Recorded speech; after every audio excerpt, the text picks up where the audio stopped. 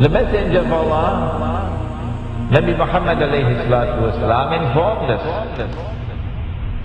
of the release of Dajjal into the world during his lifetime. During his lifetime. He went on to say that when Dajjal is released into the world, he would live on earth for 40 days. One day like a year, one day like a month, one day like a week, and the rest of his days like your days. The analysis conducted in this book is such that it argues that when Dajjal was in a day which is like a year, Britain was his headquarters. And when Dajjal moved to a day which is like a month, the United States of America became his headquarters. And finally when Dajjal is going to be in a day which is like a week, he comes back home to the Holy Land. He comes back home to the Holy Land.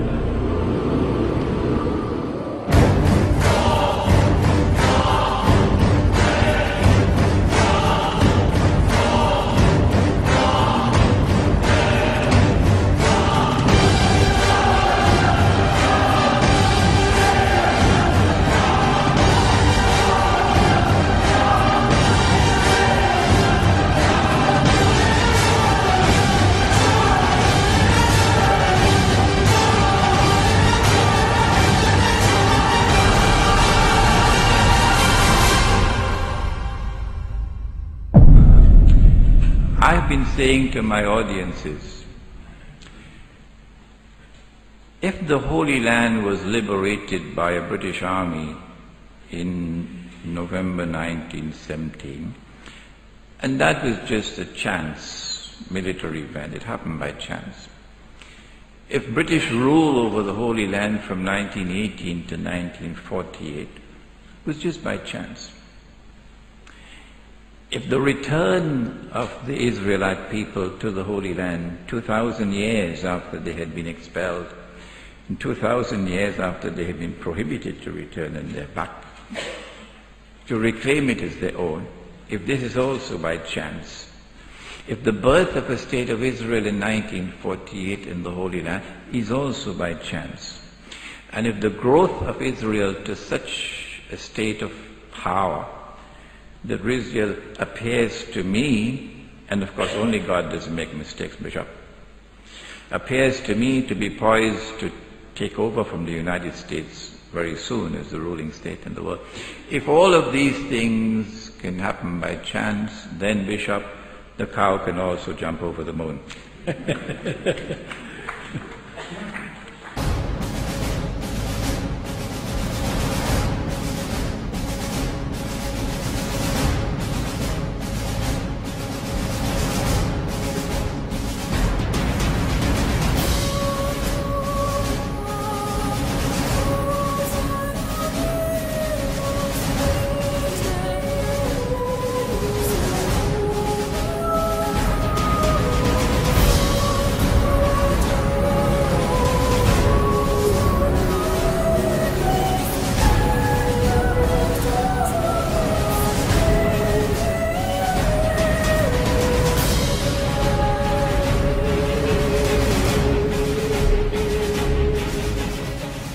Not only has there been this curious relationship between Britain and the United States, Britain and the Holy Land and Israel, which you cannot explain with normal tools of political analysis, but also with the United States and Israel.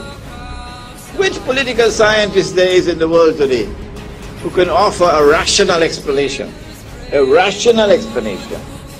for the curious relationship that exists between the United States and Israel? And modern Western civilization has armed Israel. Transfer of technology, transfer of military technology, massive economic aid, massive financial aid, to the extent that Israel is now a superpower. And to the extent that Israel is now poised to take over from the United States as the ruling state in the world.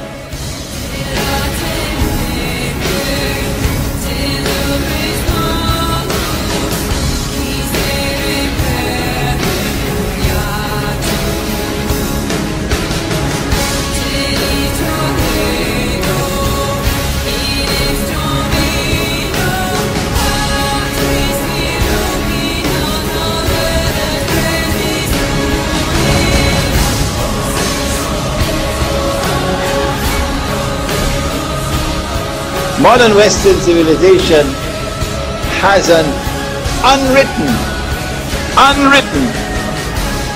conception of the end of history, which is connected with the Holy Land.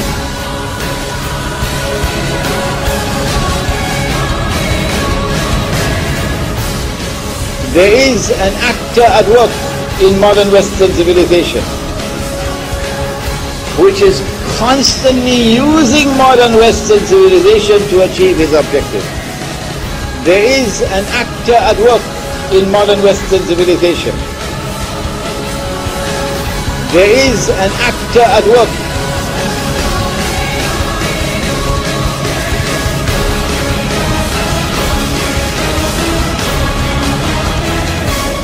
I recognize that actor to be the false Messiah, Dajjal.